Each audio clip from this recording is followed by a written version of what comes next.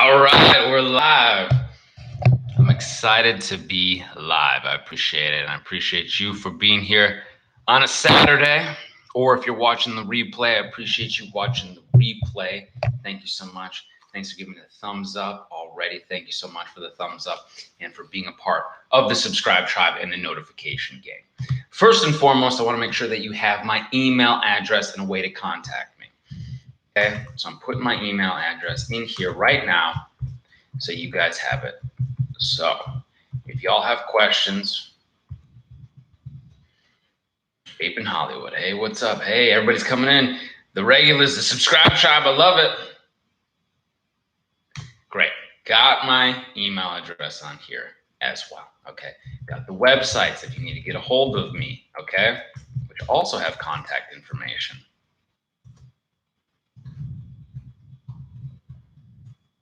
I want to make sure you have a good way to contact me after this. If you're putting in the work, I want to put in the work for you as well, okay? So if you have other questions, concerns, reach out to your brother, your homie, okay? I got you. We're going to do this. We're going to do this just like this individual who wrote in, okay?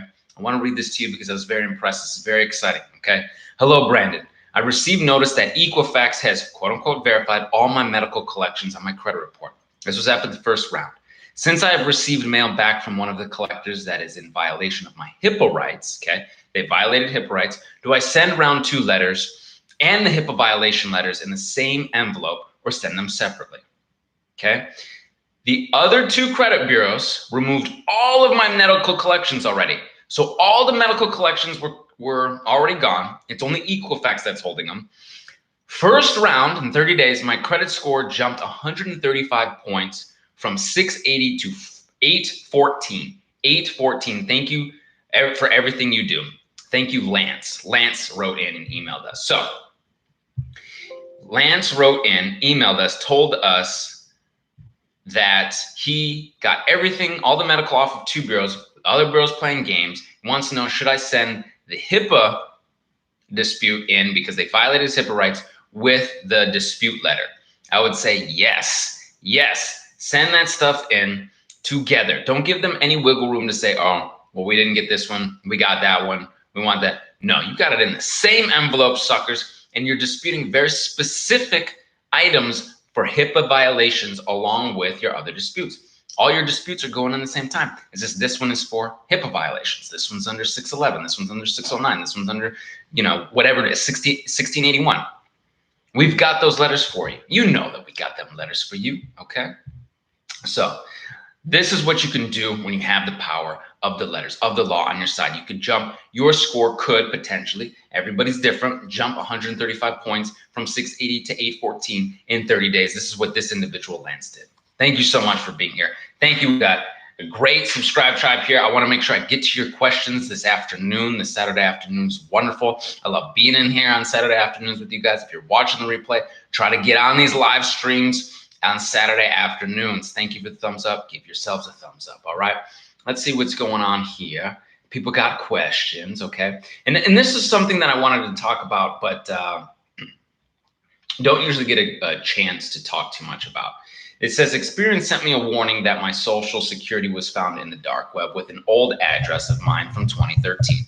Okay, I don't usually talk too much about this kind of stuff, but it happened to me as well. And I found someone, and this is comfort lining dental adhesives, okay? This is probably an Experian or my Fico. I would get it from my Fico. They say, oh, your stuff's out on the dark web. Do you know anything about this dark web thing? Okay, from what I understand, it usually is incorrect information out there. From what I saw, and again, you want to take a look into, see what Experian says. From what I have seen, it seems like a ploy for them to sell you more services and products. Hey, we saw that something potentially could be out there. You need to sign up for identity theft stuff. What? I'll just freeze this up. If they were really concerned about it, they would send you an email to go ahead and freeze your stuff, your bureaus, your Experian report for free. It's free now. We talked about that last weekend where it's all free now. So if you're concerned about stuff being in the dark web, right? And how do they classify dark web? And if they're so concerned about that, why are they not reaching out to their consumers, their customers? They're sending out emails to frighten you. And they did the same thing to me. And I looked it up and it was incorrect information. My address was incorrect. The social was wrong. The email that they said was on the dark web was wrong. It was all wrong. They didn't know who it went to. They were just sending out blanketed emails trying to hopefully get somebody. That's the same thing what I think may be happening with Experian, but take a look. 9 times out of 10, they don't have the correct information in there, and they're scaring you into trying to buy some product or service. Now, if you legitimately are concerned, a quick freeze for free, done and done, okay? But yeah, if you're ever concerned about that, always understand that these businesses are businesses and they're trying to earn money for their business, okay? I'm having a hard time getting a collection off my credit. It's nationwide insurance. We don't even owe it. What do I do? So it's paid off, paid in full, okay? If you're disputing with the collectors and they're not verifying properly, they're not validating, they're not showing you any contract, okay? And here's the thing. Some people have contracts. Back in the day with the Firestone credit card that I talked about, what I had to do the pay for delete, they had a contract, right? And then it was a few $100 I just paid and got rid of it. But if they're not providing that information to you and they can't collect on it because it's already paid, there's no reason for it to be there. So you can send a validation letter to them and a letter saying that they failed to validate to the bureaus. But you can also try going right to Nationwide themselves and see what information they have. We've used the 623 method. It has been successful. Some individuals, where we ask them to say, please provide us what you either gave to the collector or the information. Where is it? Is it with the collector? They'll say, yeah, it's with the collector. We don't have it. We don't know. It's with them now. Okay, well then what gives you the right to report it?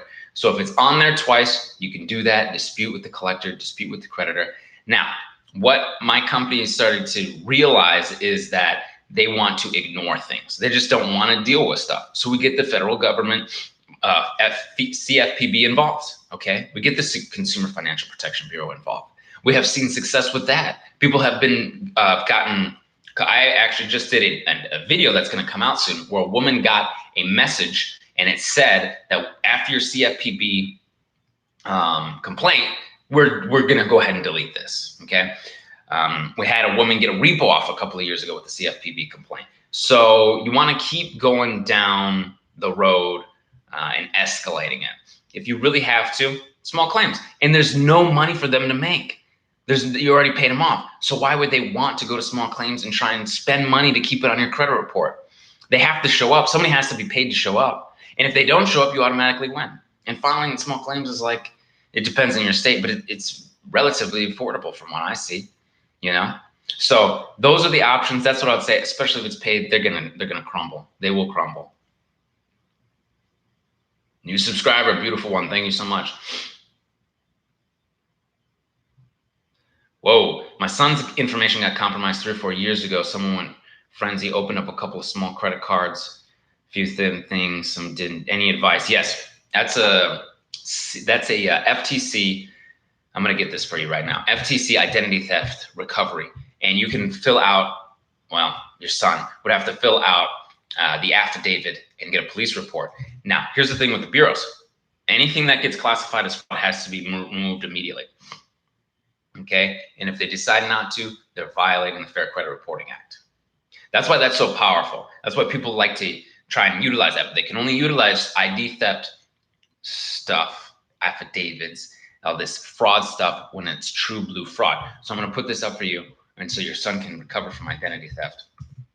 It's ridiculous what people do, and it's frightening. It is frightening, and people get worried, and I was frightened about this dark web stuff, but never fear, I'm here. Okay, and I sent that off to you, Exilerace. I hope I pronounced that right.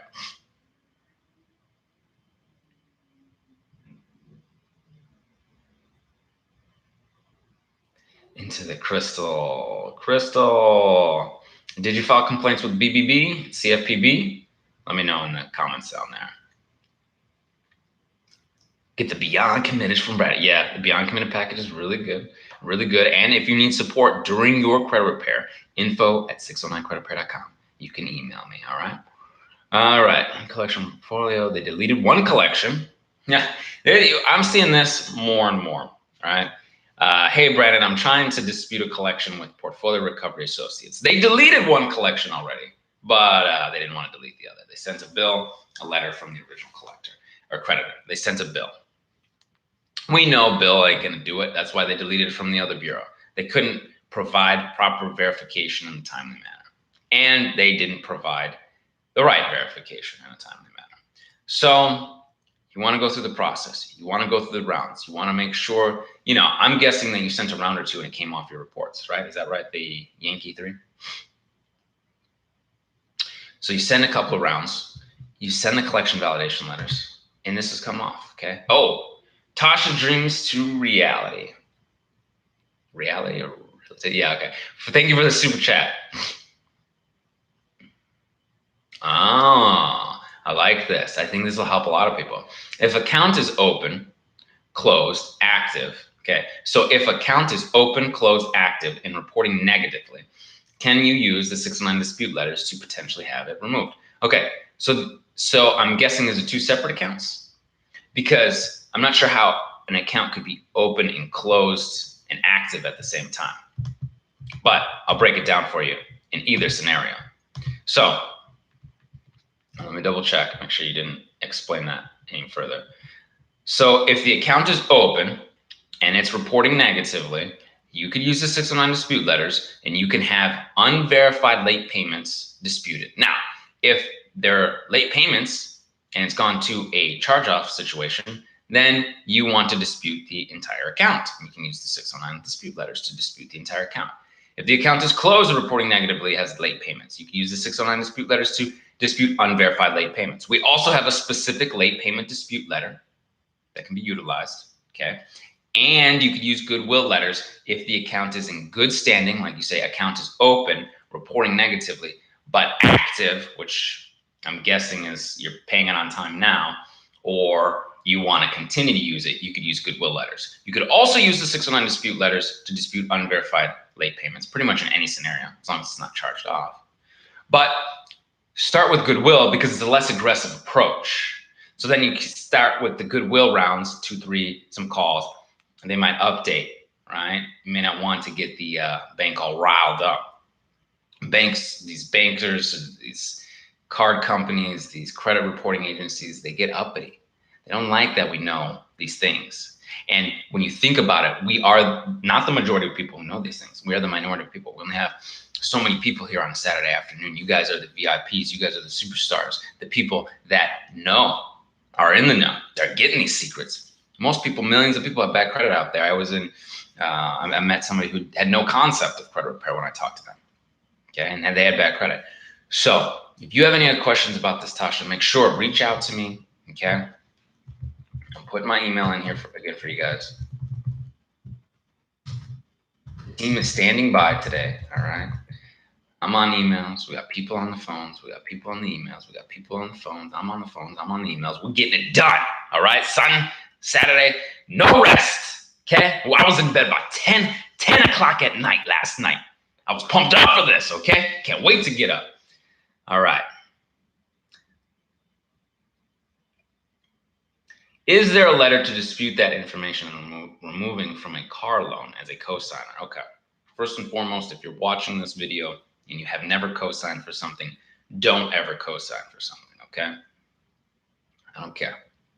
That's my opinion. You feel like you want to cosign, fine, but never cosign for stuff because the person who has great intentions of paying things back, things happen, right? Life happens. I'm not even saying there's bad people doing bad stuff. I'm just saying life happens, right? So try not to cosign. Now, is there a letter? Okay, so we have an authorized user letter. We also have straight up disputes, but what you could utilize, and I'll read this to you. This may work for you. As it pulls up on my Word. An authorized user, okay, you can say, I noticed you are reporting the reference account on my credit report, even though I'm only the authorized user. This is a violation of the FCRA and respectfully request that you remove this listing. Under 603, okay, only information on credit issued to a consumer is allowed. So if it's only issued to that individual, then potentially yes. If it's issued to both of you, you're going to have to go down the dispute route. That's very similar in the process of what we do here. Okay, sending out your disputes, asking for verification, that kind of stuff. Crystal says, my kids call you my credit repair therapist. That's great. I like it. It's a touch of therapy, a touch of credit repair, it's a touch of entertainment. It's a blend of many things. If you punch yourself and it hurts, are you weak or strong? It's a very intriguing question. Just because you feel pain doesn't make you weak, so I would say you're strong, right? I think you would assume because you feel pain, you are weak. It's a little interesting process on the human condition. Why would I bring that up, and why would somebody bring that up? Well, maybe our subconscious brings up the concept of going through credit repair. I went through, knee surgeries, hip surgeries. I was in a lot of pain. You might be in a lot of pain right now, but you're strong for being able to handle that pain. You're strong for being here, all right? Let's see here. I froze my LexisNexis, but inquiries is still showing up on my report. What's up, Brandon? They didn't add the what's up, Brandon, but inquiries. SageStream and CoreLogic have L402. SageStream and CoreLogic, hard inquiries. The three bureaus. LexisNexis, more bankruptcies, public records, traffic violations, licenses that you might have that may not be there. CoreLogic, SageStream, more hard inquiries, okay?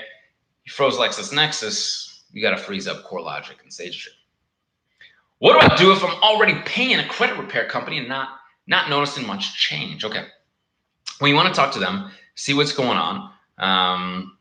Maybe they want to give you some months or something equitable. Who knows, Jen, right? I don't know what they're doing. It's a different credit repair company. If you want to do it yourself, you can. You just don't want them sending out the letters on your behalf. And I always say reach out to them. I'm a big proponent of people being able to do it themselves, even though that we have a company here. I am a big proponent of people being able to learn and do it themselves. Packages are affordable that way.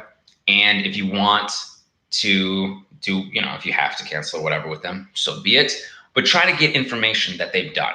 So, when you come over to us, Awesome Life Group, or if you're doing it yourself, you have access to the letters. You see the letters, you know what's going on, you know what's happening. You get them, you can see them. Okay, this is what's going on. This is round 2. Whatever. We've had people who have left and who have needed to see what was going on, and those individuals, we've had people that had some hardships, couldn't continue the process, got results, but then they wanted to start getting a home, and then decided, we had some credit issues here, whatever. So see if you have those and know where you pick up when you start. So you might be a round 2 person, a round 3 person.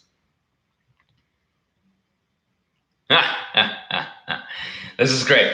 And this is it makes me laugh, because the bureaus will tell you one thing and you can go get the real information. Andrea 1030 says, I'm on my second round, called the local courthouse and spoke to someone who confirmed they don't report to third parties. Fingers crossed. Thanks for the letters.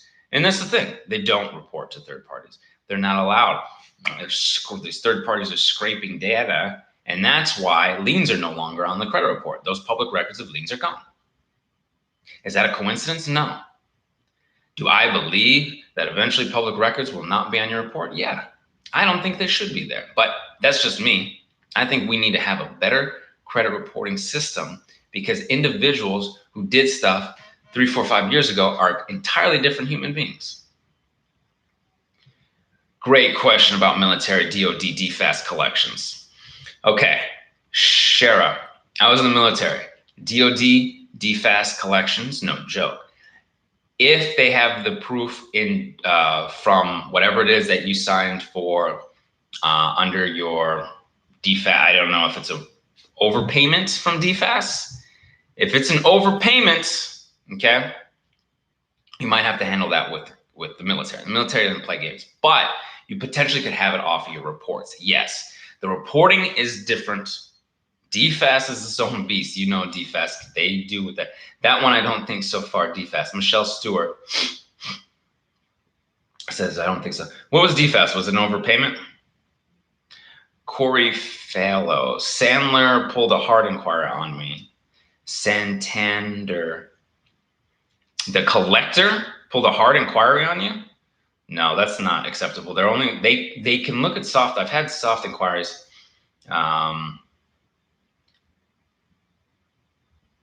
I've seen soft inquiries on my own.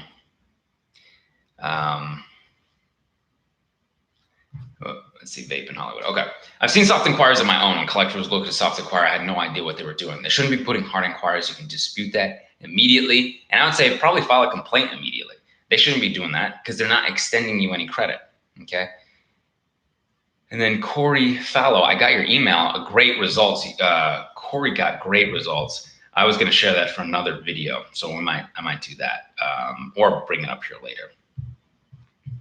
Vape in Hollywood. I saw you on Instagram and I saw you here on YouTube, and I was searching through the emails. What email address did you email it to? I know you're a client of ours.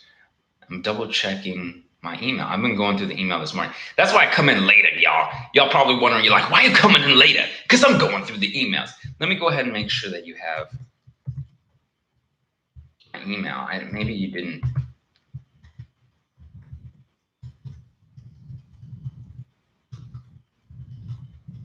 Wonderful. Okay, guys, great. Can you get approved for a mortgage while in credit repair? Very interesting and unique situations for individuals. Everyone has a different process. I'm not going to tell you that you will or can or can't. What I'm going to tell you is my partner Cornita was able to with things in dispute. Not everyone can, not all the time, but yes, sometimes you can. For the most part, rule of thumb is get cleaned up first, right? Finish your repair. If you're at that point where you want to get a house and you're good to go, then okay, you stop the repair, right? Sometimes you can, but the idea is to optimize your long-term gains on your home as a potential investment, right? So it starts off as a liability, but it becomes an asset because the interest rate is so low. So make sure that the interest rate is good, okay? And we get good interest rate with good credit. Let's see. How can you redispute an item that the Bureau has quote unquote verified as yours? Okay. So they provided you no supporting documentation. The collectors have provided you nothing. Nobody's told you nothing. You are just being told through an electronic system, through eOscar, that it was verified. Okay. So we have a demand letter that says that they have to demand an investigation. We have reinvestigation letters. We have a method of verification letter. We ask, well, you say it's mine. What is the method in which you used? Then they say, oh, okay, cool. Cornita's on it. Vaping Hollywood. Cornita says, we are reaching out to you now. So good. So we're on it. I told you the team was here on Saturdays. Y'all think we play games? We don't play no games here, all right? This is awesome life. We're going to get you that awesome life, okay? And that's the response that we want to have for our customers and clients. You want to get in touch, we get back with you, okay? We're upgrading. We got more people on the phones, extending hours. This is what's going on. So the demand letter is great. It tells them that they can't simply use eOscar, okay? And it quotes, the case law is Cushman versus TransUnion, Stephenson versus Experian, and Richardson versus Equifax. The courts ruled each and every time that the CRA couldn't merely parrot information from the creditors and collectors, that they had to do a reasonable investigation.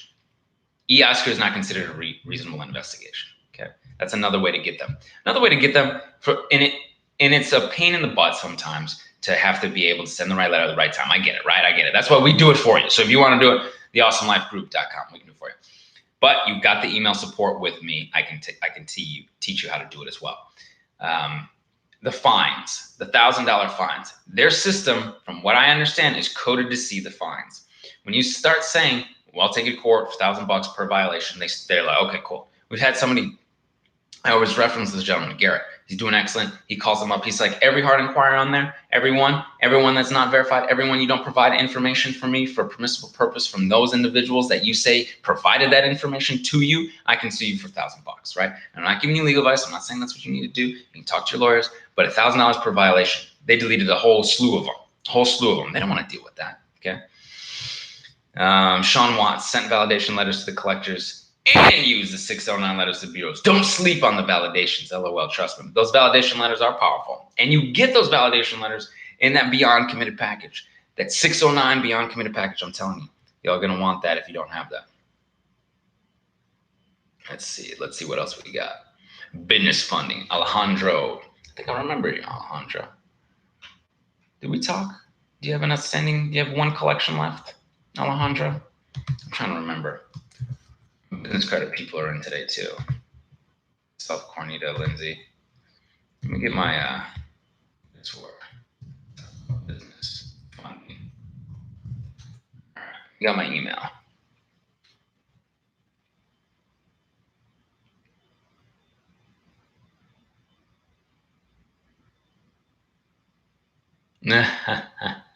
These creditors are ridiculous. Okay, so I have a creditor threatening to close my account because of inactivity. How will that affect my credit? I have no debt. I have no debit, but I think he meant debt, and want to keep it that way. All right, this is a great strategy, and I was of that thing too. Okay, I was like, I don't want to be carrying around balances and debt. No, I don't. No one says you have to have a credit score. And I worry about inactivity too sometimes because I manage, multiple credit cards. You want to have some credit available to have good credit. Been fortunate. I'm not telling what you do, Patricia. Okay, Patricia, you do what you feel is right. But I never feel like I'm carrying around debt because I pay the credit cards off almost immediately within the week. In fact, my FICO, they were like, oh, your balance went up, so we dropped your score a couple points. It'll fluctuate. Even with good credit, when you're using it, your score fluctuates. It goes up and down a little bit. So I was like, man, I use my credit and it goes down. You don't use your credit. If you get your credit card closed, your utilization is going to change, right? A little bit. Not much, because actually it probably won't, because I guess you're not using credit cards. But you're going to have less available credit. And now you have a closed card. So it's probably going to hurt you just a little bit in the meantime. And you don't want to get all your cards closed because then you're going to have almost no credit. Yeah. If I was in your position, I would start using the card a little bit on things you're going to pay for cash. Go to the grocery store, you buy something. That's the end of it for the month, right? You don't have to, and you can pay it off that day if you want. You don't have to have debt to have good credit. We've never said that you can live debt free and have good credit. It's very important to do that. I advise that. You don't have to be getting cars and mortgages and all this stuff. It's not necessary. Excuse me. Need a little water. Gotta wet my whistle. I'm interested in what creditor is saying that anyway. And it's cool that they let you know. Some people just get their stuff turned off, get shut down. Let's see. Nice, Crystal. I was approved yesterday on a personal loan, and I'm still disputing 2 collections. So she's doing well. Credit score is going up, doing excellent. You can hang in there too. 609creditrepair.com, or we can do the work for you at theawesomelifegroup.com with my partner, Cornita, with my team. All right. We've had people in the office today working like crazy. We're catching up on all these bureaus. We're trapping them up, okay? If this video is helping you out, give me a thumbs up. I really appreciate you. It's Saturday afternoon. I want y'all to have a good Saturday. We're going to do maybe a couple more here, and then I'm going to let y'all go because we got to get back to these credit repair clients. We got to get back to these bureaus who are playing games, all right? I love doing these live Q&As for you, so I'm going to try and hit this up next weekend as well, all right? So same bat channel, same bat station, okay? Let's see. Nice. Just started with ALG. Can't wait. Working with Hannah this week and get this knocked out. Excellent. We're excited for you. Hannah's excited. We're really excited. We have a great team. Great team. All right. Jeffrey Walker Jr. Do we only use one address for personal information? Delete all the other ones. It is optimal to have one good name, one good address, and one good employer, whatever else is on there. One good name, one good address, one good anything, right? It's important because I've seen it on my own, okay? I've seen it on my own report. They get stuff goofy. I've had business addresses on my personal stuff. I was like, I'm like, oh my God. Now they're gonna think I'm there, and then I get coded differently. They updated properly. I had it updated to my home addresses. And then my name, one of them is wrong. I mean, it's not correct. So I don't want stuff on my reports that's inaccurate at all, because that starts to associate me with other junk. Someone else has a similar name as mine, 300 million credit files or whatever. That's not good. It's the same with you. You want to disassociate from things that may or may not be 100% verifiable. Okay, so it's very important to update your information. That's one of the very first things that we do at the Awesome Life Group. And we're getting that process tighter, better. Cornita and I are working on things. It's wonderful. It's fantastic. We have new team leaders and managers in place, so it's going to be phenomenal. I love these live streams, Brennan. Thanks for always taking your time to help us. I appreciate you, Star. I appreciate you all. Who exactly is Core Logic? I'm going to put that up for you. It's going to be in the comments here. Core Logic.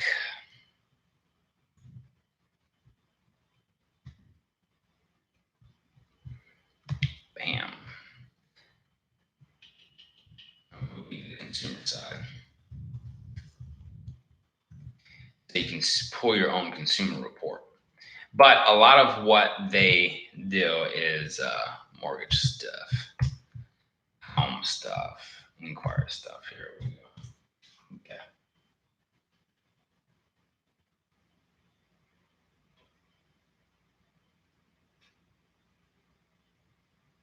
Hey, Jeffrey. So your credit score is going to fluctuate like this. It's going to go like this. Yeah. Okay. Even people who are complete on the other side, like I was just saying, gets reflected differently as they score and the algorithms change. So the reason it kind of goes like this is because when I jumped up into this area, it was a different scorecard. So now I'm competing with other people with scores that get quote unquote aggregated or bell curved or however you want to say against one another. That's another way that they figure out how creditworthy you are. So amongst your peers in your scorecard, you may not be as good as the people that were in the lower scorecard. So imagine you're running a marathon, you're in the A heat, you're at the top of the track, you're the slowest runner in there, you get scored differently than if you're in the B heat and you're the fastest runner there, you get scored differently. That's sometimes what happens, but it's very challenging to know what happened to you in your specific situation. So if you'd like, you can email me. No contract, no worries. Keep disputing it. Nice. Nice. I appreciate the Subscribe Tribe helping out, catching other individuals, helping them with their questions and comments and concerns. That's why we are a tribe, and that's why we're helping one another. And again, if you need anything, my email is there and available to you. All right. Just subscribe, Romeo. Romeo lives. Hello, Brandon. Just subscribe. I will be purchasing the 609 package. I appreciate you. Thank you. Please give yourself a thumbs up, and thank you. Subscribe. Hit the bell for notifications. And the next time I go live, be on the live stream. Yeah, I love it. Okay.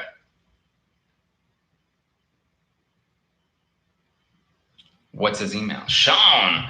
Let me give you my email right now. That's great. Oh. A bunch of emails from you guys today. I look forward to it. It's a pleasure. It is a pleasure. And I don't want to overstay my welcome here, okay? 609creditrepair.com, theawesomelifegroup.com. I want you guys to go and enjoy. Have a wonderful weekend. I am going to get back to work. I'm going to kick some tail on these bureaus and these disputes. So it's Awesome Life. We got you covered, all right? Please give this video a thumbs up. It helps you out. Subscribe, hit the comments, hit below, hit subscribe, tribe. Let me know what's going on with your credit so I can get to you, all right? Hit me up in the email if you need to. And until I see you in person, y'all, I will see you on the other side. Take care.